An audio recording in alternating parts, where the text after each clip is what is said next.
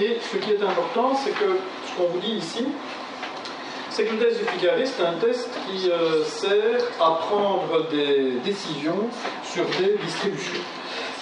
Donc, c'est un test qui interroge la ressemblance entre une certaine distribution et une autre distribution. Et en gros, il y a deux cas de figure qui sont envisageables. L'autre distribution à laquelle on compare la distribution que l'on a observée, ça peut être une distribution d'un autre groupe. Si c'est le cas, on va se trouver, par exemple, dans la situation du test de Fischer, où vous vous souvenez, vous avez un échantillon avec des effectifs dans deux catégories mutuellement exclusives, un autre échantillon avec des effectifs dans deux catégories mutuellement exclusives, et on se demande si la distribution de l'échantillon 1 est suffisamment différente de la distribution de l'échantillon 2 pour qu'on puisse dire que cette différence est en fait une différence qui existe au niveau des populations et qu'elle est donc significative. Donc là, dans le cas du test de Fischer, j'ai deux groupes empiriques. Chaque groupe a sa distribution. Je compare les groupes entre eux pour comparer en fait les populations dont ces groupes sont extraits. Mais évidemment, avec le test de Fischer, je n'ai la possibilité de traiter que des données de type dichotomique, parce qu'au fond, il y a deux catégories. On est dans la catégorie 0, on est dans la catégorie 1, on est dans la catégorie rose, dans la catégorie Rosetta, Marguerite ou Cactus, comme vous voulez. Bon, c'est toujours l'une ou l'autre de deux catégories mutuellement exclusives. Donc ça compare des distributions entre elles. Ça compare des distributions entre elles, on va donc dire que c'est un test d'homogénéité, le test de Fischer. On se demande si les deux échantillons sont issus d'une même population, c'est-à-dire de populations homogènes. C'est un test d'homogénéité. Par contre, le test binomial, c'est un peu la même chose. C'est deux catégories aussi. C'est pile, c'est face, c'est mâle, c'est femelle, etc., etc. Mais là, en fait, vous allez me dire qu'il y a qu'une distribution, la distribution qu'on a observée. Alors, oui, mais non. Il y a aussi une autre distribution. L'autre distribution, c'est la distribution d'hypothèse nulle. L'autre distribution, c'est la distribution théorique. Par exemple, si on se demande si la pièce est bien équilibrée, eh bien, on va comparer à une distribution qui est 50%, 50%. Donc, même dans le test binomial, il y a deux distributions. Il y en a une seule qui est empirique. Dans Fischer, il y en a deux, elles sont empiriques toutes les deux. Dans le binomial, il n'y en a qu'une qui est empirique. Et l'autre, elle est théorique. Et donc, avec le binomial, on compare une distribution empirique à une distribution théorique. C'est ce qu'on appelle un test de conformité de distribution. Donc ça, ce sont des concepts que j'ai pas utilisés la dernière fois. Le binomial est un test de conformité, le Fischer est un test d'homogénéité. Alors tous les deux, on ne peut les pratiquer qu'avec des données qui ont l'une ou l'autre de deux valeurs. Si on veut faire entrer une troisième valeur de variable dans la variable indépendante, ça ne marche pas. Donc on peut calculer des distributions de grands et de petits. On peut se demander si les étudiants de Charleroi et les étudiants de Mons sont distribués de la même manière en grand et en petit, sont distribués de la même manière en jeune et en vieux, mais on ne peut pas se demander s'ils sont distribués de la même manière en gens jeunes, en gens d'âge moyen et en gens d'âge mûr, on va dire. Ça, on ne peut pas, parce que c'est trois catégories. Eh bien, le Qui2, oui, il peut. Donc le Qui2, en fait, il peut faire exactement ce que fait le binomial et exactement ce que fait le Fischer. Il peut donc être utilisé en tant que test de conformité ou en tant que test d'homogénéité. Et puis surtout, il a l'avantage qu'il peut être utilisé dans tous ces cas, dans des situations où il y a plus que deux catégories. Donc, quand on dit que le binomial ou bien le Fischer peuvent être utilisés à la place du Qui carré, c'est à la condition expresse évidemment qu'on soit dans le cas particulier où il n'y a que deux catégories mutuellement exclusives. Le Qui carré est beaucoup plus large que ça dans ces conditions, dans ces situations, dans ces paradigmes situationnels qu'il permet de traiter. Alors, à la dia numéro 7, apparaît le principe du Qui carré. En fait, le Qui carré, ce qu'on appelle le Qui carré, c'est ce qui est entouré dans la partie droite de la formule. O moins E au carré divisé par E. Ça, c'est le qui carré. On appelle ça le qui carré d'une case. Donc, c'est le qui carré d'une cellule, d'un tableau. O représente les effectifs observés dans cette case. E représente les effectifs attendus. On dit O parce que observed, on dit E parce que expected. Et donc, faire le qui carré, c'est en fait prendre la différence entre l'effectif observé dans la case et l'effectif attendu dans la case. Cette différence, on l'élève au carré et on la pondère par rapport à l'effectif. Donc, en fait, si vous voulez, ce qu'on va faire, c'est se prendre une espèce de distance entre l'effectif observé et l'effectif attendu.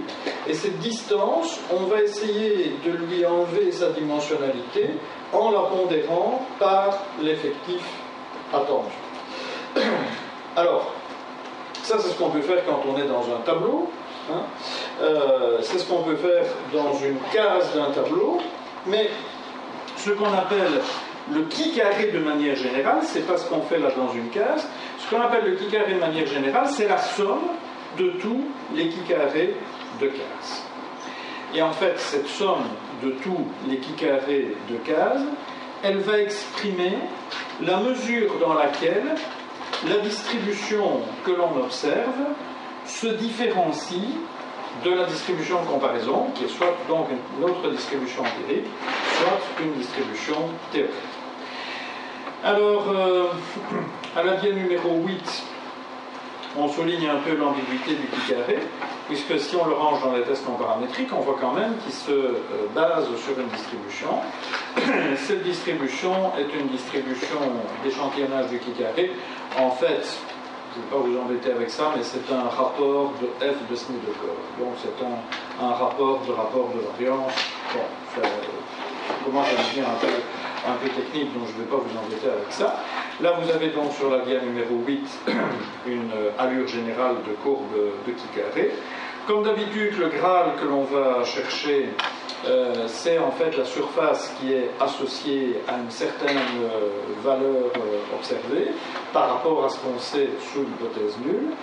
Et en fait, le qui carré, il n'a pas une distribution. Le qui carré, il a des distributions et les distributions varient entre elles en raison de la variation du nombre de degrés de liberté du qui carré.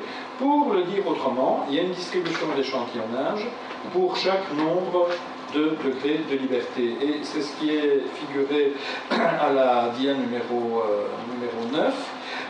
Vous avez là en fait deux distributions de qui carré. Celle qui monte le plus haut dans la dia, c'est une distribution théorique donc d'échantillonnage de qui carré pour un système à 1 degré de liberté, et celle qui est en dessous pour un système à 5 degrés de liberté. Donc si vous voulez, ce qui est au-dessus c'est pile ou face, et ce qui est en dessous c'est jouer au dé. Le qui carré va se distribuer de manière différente. Donc, au moment où on va faire des inférences en allant comparer une valeur observée à une valeur de référence et où on va chercher la probabilité associée à l'hypothèse nulle, etc., il faudra faire ça en considération du fait qu'on a 2, 3, 4, 5, 3000, 2950 de liberté. Il y a une distribution d'échantillonnage par nombre de degrés de liberté. À la diagramme numéro 10, on vous montre une table que l'on va pouvoir utiliser pour appréhender très concrètement cette situation. En fait, il y a une distribution par nombre de degrés de liberté, donc c'est bien pratique d'utiliser des tables comme celle-ci qui prennent de manière tout à fait précise en considération des degrés de significativité différents, 0.20, 0.10, 0.05, 0.02, 0.01, 0.01, et par rapport à ces probabilités d'hypothèse nulle ou bien à ces valeurs seuil, on peut se situer en termes de nombre de degrés de liberté, ce qui est appelé L dans la table, et on choisit le nombre de degrés de liberté correspondant à la situation que l'on a à traiter, et ça donne une espèce d'échantillons, une espèce de résumé de la distribution d'échantillonnage qui correspond à ce nombre de degrés de liberté, et on va comparer évidemment la valeur obtenue empiriquement dans le cadre du test avec la valeur de référence qui se trouve là dans la table, et pour le reste c'est comme toujours, si la valeur observée est plus grande que la valeur tabulaire pour le nombre de degrés de liberté considéré et au niveau considéré, alors on est significatif à ce niveau-là. À partir de la page 11, je deviens moins théorique que je ne viens de l'être pendant 5 ou 10 minutes, et je prends un exemple tout à fait concret. Vous avez là une photo où vous voyez des chevaux surmontés de cavaliers. Alors, ces chevaux, en fait, ils s'apprêtent à livrer bataille pour l'obtention d'un prix, pour le gain du tiercé ou quelque chose comme ça. Et en fait, ils viennent là de s'élancer, et juste avant qu'on donne le signal du départ, les couples chevaux-cavaliers étaient chacun enfermés à l'intérieur d'une stalle. Donc un petit volume, il y a juste la place pour mettre un cheval avec un cavalier dessus, et qui est fermé par une porte, et donc ils sont tous en randonnion, là, ils ont la piste là devant eux, mais il y a une barrière devant le cheval, donc c'est pas possible de s'élancer. Et au moment où on va donner le signal du départ, en fait ce qui va se passer, c'est que toutes les barrières vont s'ouvrir en même temps. Donc les stalles vont s'ouvrir et les chevaux vont s'élancer. Alors en fait, la question qui est posée ici, c'est est-ce que la stalle d'où l'on part a un effet sur la chance que l'on a de remporter le Grand Prix, d'être le premier à la course. Donc c'est ça la question. Cette question, elle pourrait être posée par exemple par, je sais pas moi, un contrôleur de la qualité sur un vrai champ de course, qui serait un vrai contrôleur de la qualité, et qui voudrait vraiment vérifier que les stalles fonctionnent bien, toutes exactement de la même façon. Alors, si ce contrôleur n'a pas envie de prendre des mesures compliquées, à la limite, ce qu'il peut faire, c'est des statistiques. Il peut faire un peu du calcul des probabilités. Et c'est ce que je vais vous engager à faire. Ça va me donner une situation très très très simple pour expliquer ce qu'est le qui carré. Et ici, en l'occurrence, ça sera un qui carré de conformité. Pourquoi conformité? Parce que ce que je vais faire, c'est regarder en fonction de la stalle combien dans les dernières courses, combien de couples cavalier-cheval qui partaient de cette stalle-là ont remporté la joute. Et donc, ce que vous voyez là dans le tableau, c'est en fait stalle par stalle. Il y a 8 stalles. Le nombre de gagnants qui ont gagné alors qu'ils sortaient de cette stalle-là. Donc si on veut lire le tableau, on voit par exemple que dans les derniers moments, il y a 29 couples cavalier-cheval qui sont sortis de la stalle 1 et qui ont été premiers. Par contre, les premiers qui étaient dans la stalle 6, il n'y en a que 10. Et les premiers qui étaient dans la stalle 5, il n'y en a que 17. Bon, est-ce que ça veut dire qu'on a tout intérêt à se bousculer un peu pour essayer d'avoir la stalle numéro 1? Parce que si on regarde comme ça, on a l'air d'avoir plus de chances de gagner le Grand Prix si on est en stalle 1 que si on est en stalle 6. Il y a pratiquement un facteur 3. Va pas dans la stalle 6, va plutôt dans la stalle 1, parce que tu as 3 fois plus de chances de gagner. Bon, on ferait bien ce raisonnement-là assez facilement. Maintenant, la question, c'est est-ce qu'on a raison de le faire? Est-ce que c'est comme ça qu'il faut faire? Est-ce qu'on a le droit? Pour savoir si on a le droit, je voudrais répondre à la question, est-ce qu'on peut considérer qu'il est véridique que la stalle a une influence sur la probabilité de gagner le prix? Pour ça, qu'est-ce qu'on va faire? On va poser une hypothèse nulle, évidemment. Et l'hypothèse nulle, ça va être l'hypothèse que quelle que soit la stalle d'où on part, on a autant de chances d'être premier. Pour le dire autrement, on va poser que le nombre de vainqueurs sortis de la stalle 1 devrait être égal au nombre de vainqueurs sortis de la stalle 2, égal au nombre de vainqueurs sortis de la stalle 3, de la 4, de la 5, de la 6, de la 7, de la 8. Qu'est-ce que je suis en train d'exprimer? Je suis en train de dire que la distribution théorique des gains devrait être une distribution plane, devrait être une distribution d'équipartition, qu'il ne devrait y avoir aucune stalle qui sort. Or, ce que je vois, c'est qu'il y a des stalles qui ont l'air de sortir. Et donc, la question que je vais me poser, c'est ma distribution empirique, ma distribution observée, 29, 19, 18, 25, 17 et ainsi de suite, ma distribution empirique, est-ce qu'elle est compatible avec une distribution théorique? Alors bon, 29 plus 19 plus 18 plus 25 plus 17 plus 10 plus 15 plus 11, ça fait 144. Ça devrait être quoi, ma distribution théorique? Ben écoutez, il y a 8 stalles et il y a eu 144 observations. Eh bien, la distribution théorique, ça devrait être 144 sur 8, ça fait 18. 18 vainqueurs sortant de chaque stalle. Donc, s'il n'y a pas d'effet de la stalle d'où l'on sort, alors, dans un monde parfait, il y a 18 premiers sortis de la stalle 1, 18 premiers sortis de la stalle 2, 18 premiers sortis de la stalle 3, et ainsi de suite. Donc, me voilà avec une distribution empirique, le nombre de vainqueurs vraiment observés. Me voilà avec une distribution théorique, c'est une distribution d'équipartition.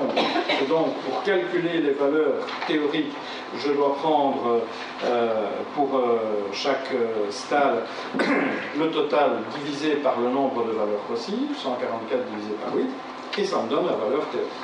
Donc, j'ai ma distribution empirique, ma distribution théorique. Je vais appliquer la formule du Qui2, je rétrocède un petit peu et je reviens à la dia numéro 7. C'est à ça que je vais appliquer ce principe du Qui carré. C'était un peu théorique et flou quand je vous ai parlé d'observer, d'attendu, etc. Maintenant, c'est beaucoup plus clair. Ce que vous voyez dans la formule qui s'appelle O, c'est les valeurs observées, c'est le 29, le 10, le 17 que l'on a vu. Ce qui s'appelle E, c'est les valeurs attendues. Donc, c'est 18, 18, 18, 18, 18. Et donc déjà, si je reste dans cette formule-là, ben, vous savez bien par exemple que dans la première stalle, j'ai observé 29 vainqueurs, j'aurais dû attendre 18 vainqueurs, et donc pour calculer le Qui carré de cette case-là, ben, je vais faire 29, la valeur observée, moins 18, la valeur théorique, je vais mettre cette différence au carré, et puis je vais la diviser par l'effectif attendu, c'est-à-dire 18. Ça va me donner le Qui carré de cette case. Et ce Qui carré de case, je vais aussi le calculer pour la case 2, et pour la case 3, pour la 4, pour la 5, pour la 6, pour la 7, pour la 8. J'aurai donc 8 Qui carré de cases, et ces 8 Qui carré de cases, je vais ensuite les sommer pour avoir le Qui carré global. Le Qui carré global, c'est ça la statistique Qui carré que je vais aller comparer aux valeurs de la distribution. Bon, j'ai dit que j'allais le faire, maintenant je le fais. Donc je vais un peu plus loin dans le montage, et je suis à la dia numéro 12, où vous voyez les détails du calcul.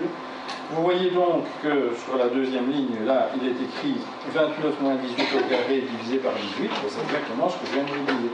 Et puis à la suivante, 19 moins 18 au carré divisé par 18. Et puis à la suivante, 18 moins 18 au carré divisé par 18, et ainsi de suite. Tiens, je m'arrête là-dessus.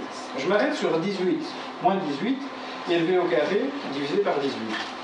Bon, 18 moins 18, ça fait combien? Ça fait 0. 0 élevé au carré, ça fait combien? Ça fait 0. 0 divisé par 18, ça fait combien? Ça fait 0. Donc, ça, regardez, c'est le cas où l'effectif observé est égal à l'effectif attendu. Eh bien, quand l'effectif observé est égal à l'effectif attendu, le Qui2 de case, il est égal à 0. Imaginez maintenant que partout l'effectif attendu soit égal à l'effectif observé. Dans chaque case, le Qui carré serait égal à 0. Et alors, si je somme tout un tas de zéros, je vais avoir combien? 0. Qu'est-ce que ça me dit, ça? Ça me dit qu'il y a une valeur du Qui carré qui est une valeur limite, à savoir que lorsqu'il n'y a absolument aucune différence entre la distribution observée et la distribution attendue, alors dans ce cas-là, le Qui carré est nul. Et donc, ça vous permet de le voir un peu d'une autre manière, hein, ce concept de qui carré, c'est que c'est en fait une mesure de divergence, hein, c'est une mesure de dissimilarité, car si ce qui carré vaut 0, c'est qu'il y a une similarité parfaite entre les distributions, et plus la dissimilarité va se creuser entre les distributions, plus mon qui carré va s'accroître, plus il va devenir grand.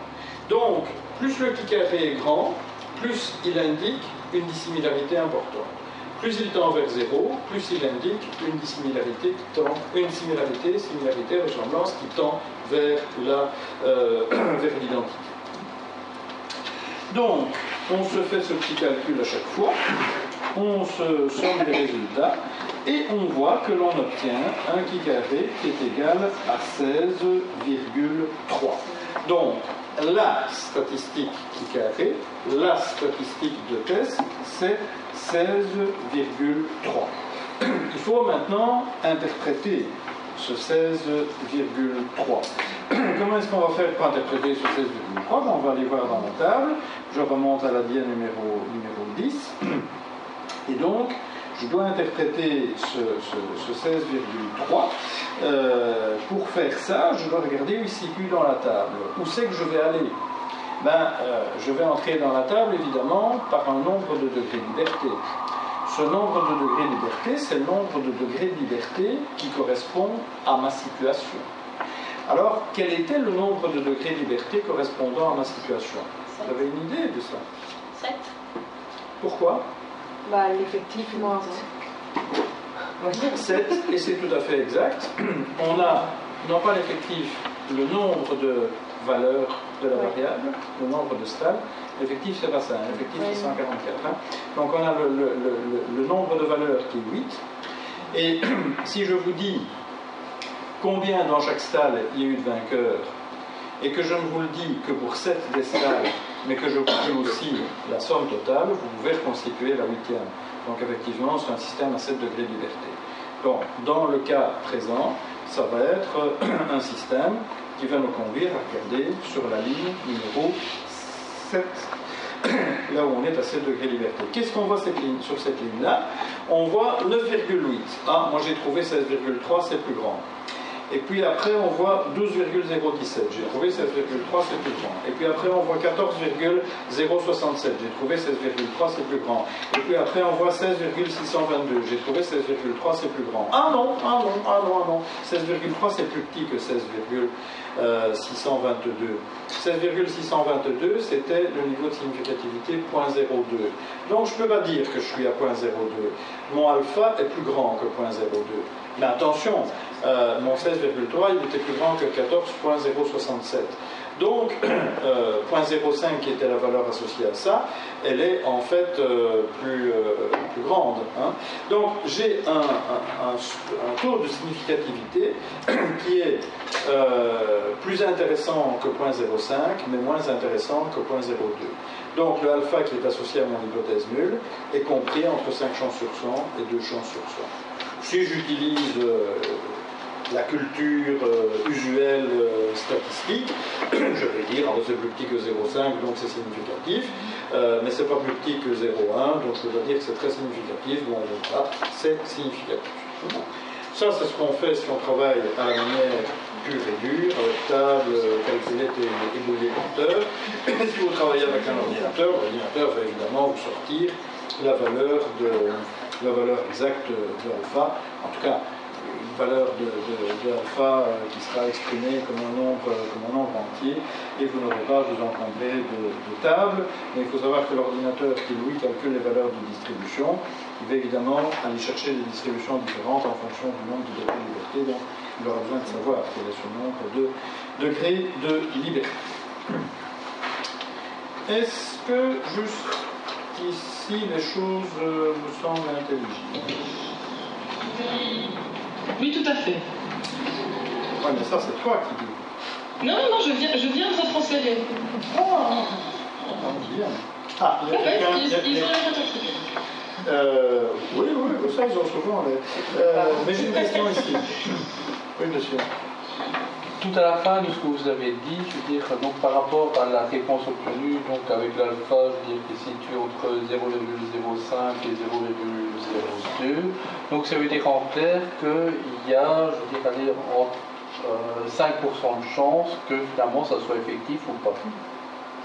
Donc il y a moins de 5 chances sur 100, mais plus de 2 chances sur 100. Donc alpha est compris quelque part entre 0,05 et 0,02. Que finalement ça soit vrai, quoi. Que l'hypothèse nulle soit vraie. Et si quelque chose qu'on affirme n'a que 3 à 4 chances sur 100 d'être vrai, en général on dit que c'est pas vrai.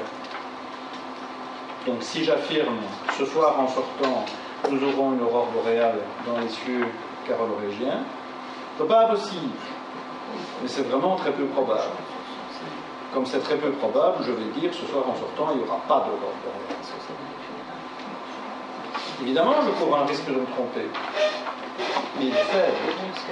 Ce risque de se tromper, ben, c'est celui que l'idée qu'il y aurait une aurore boréale se révèle une vérité.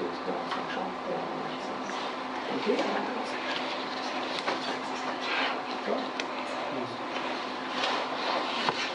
Bon. Ça a l'air d'aller.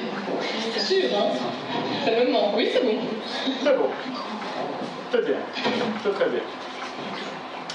Alors, à ce stade-ci, je vais vous dire quelque chose.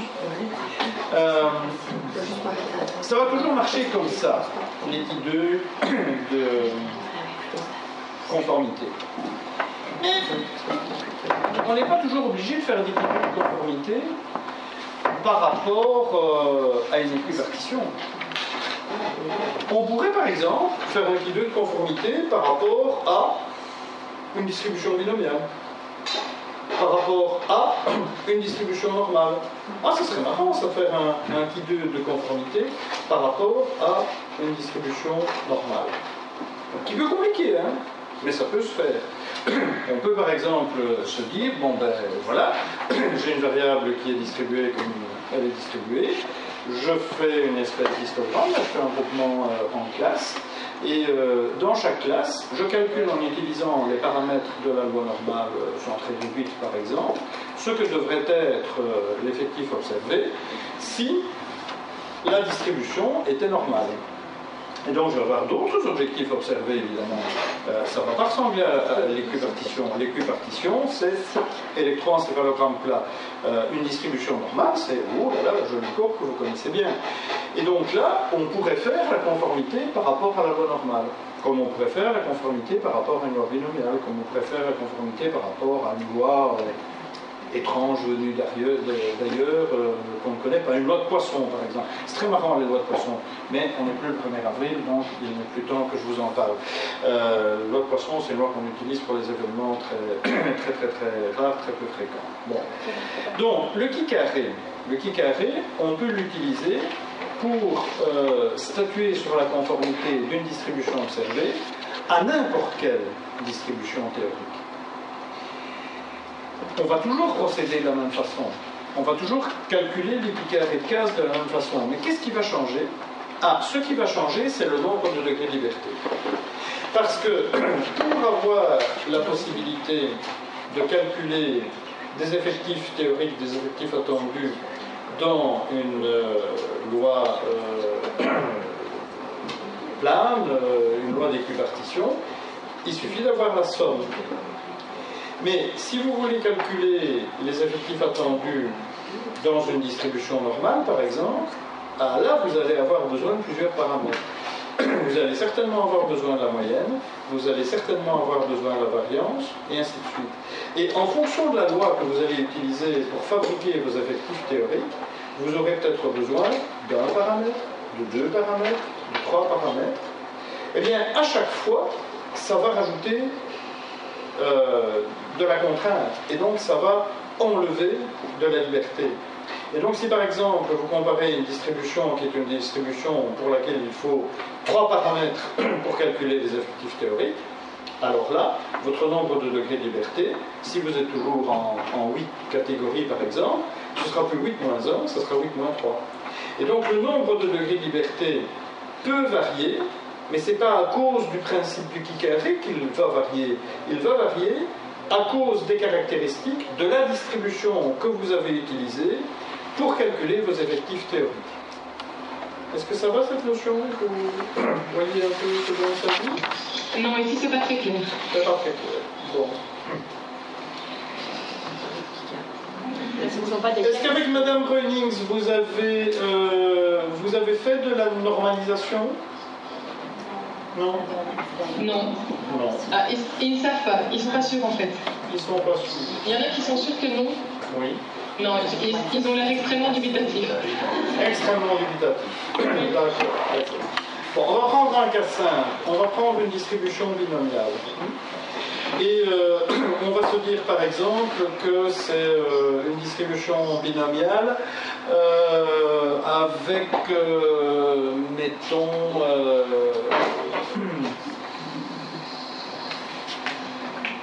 si cas possible. Non, c'est pas comme x, si cas possible. Mais on va dire que c'est une distribution binomiale qu'on utilise pour modéliser une situation où on va jouer au dé. Et on va jouer au dé avec 2 dés. Et à chaque fois qu'on lance les 2 dés, on calcule la somme. Donc il y a un dé qui tombe sur 2, un dé qui tombe sur 3, la somme c'est 5. Il y a un dé qui tombe sur 1, l'autre dé qui tombe sur 1, la somme c'est 2. Donc 5 est une valeur possible, 2 est une valeur possible, 12 est une valeur possible. Donc au fond, on a toutes les valeurs possibles de 1 à 12 inclus. Bien. Avec une loi binomiale, vous pouvez calculer quelle est la probabilité d'avoir chacune des valeurs. Eh bien, vous allez donc avoir à chaque fois votre probabilité associée à chacun des nombres. Par exemple, le nombre 2, vous ne pouvez l'avoir que si les 2 dés tombent sur 1. Le nombre 12, vous ne pouvez l'avoir que si les 2 dés tombent sur 6. Le nombre 4, vous pouvez l'avoir si un dé tombe sur 1, l'autre tombe sur 3, ou bien si un dé tombe sur 2 et l'autre tombe sur 2. Le nombre 6, vous pouvez l'avoir avec un dé qui tombe sur 1, l'autre qui tombe sur 5, un dé qui tombe sur 2, l'autre qui tombe sur 4, 3, 3, et ainsi de suite. Donc, chacun des nombres totaux a une probabilité d'apparition qui est la sienne propre, que vous pouvez calculer grâce à la loi binomiale, et même à la limite on peut la calculer sans la loi binomiale, parce que je peux facilement dénombrer, c'est ce que j'étais en train de faire, le nombre de cas favorables et le nombre de cas possibles, et donc à chaque valeur va être associée une probabilité. Alors supposons maintenant que je joue 1000 fois avec une paire de dés et que je me pose la question de savoir est-ce que cette paire de dés est un système équilibré qui fonctionne de manière aléatoire.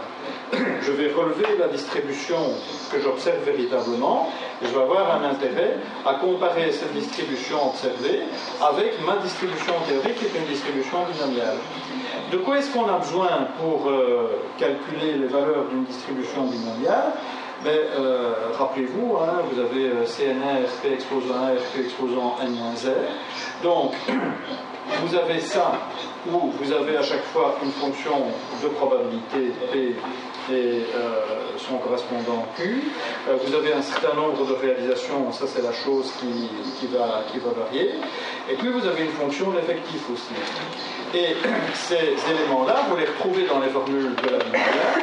Vous savez que pour calculer les paramètres qui permettent de décrire entièrement une binomiale, il vous faut la moyenne et l'écart type. La moyenne c'est n fois p, l'écart type c'est racine de npq. Vous avez ici 2 paramètres. Ces 2 paramètres, c'est 2 liaisons. Si vous avez 12 valeurs possibles de somme des dés, et que vous faites votre comparaison par rapport à la binomiale correspondante, vous allez donc avoir 12 possibilités, moins 2 liaisons, qui sont la moyenne et l'écart type, nombre de degrés de liberté égale 10. Si vous utilisez une loi un peu plus fantasque, qui est une loi à 5 paramètres par exemple, vous allez devoir enlever 5 de votre nombre de catégories. Donc la situation la plus simple, c'est quand vous comparez par rapport à l'équipartition, parce que l'équipartition, elle n'a qu'un paramètre, finalement, c'est le nombre de cases par rapport à une somme. Est-ce que ça va mieux, Arnaud? Je ne suis pas certaine, non. Ben, il faut leur faire un exercice là-dessus alors. Ok. Vous nous aiderez à le faire. Oui, Anne. Ça va. Oui, Anne. Je ne vais pas vous laisser dans l'inconfort. Hein. Mais alors, Anne-Sophie, il faudra qu'on joue mille fois au dé. Hein. D'accord. Ça va? Si on parie, je veux bien. Bon. J'ai eu du mal avec elle. Hein. Pouh, terrible. Bien.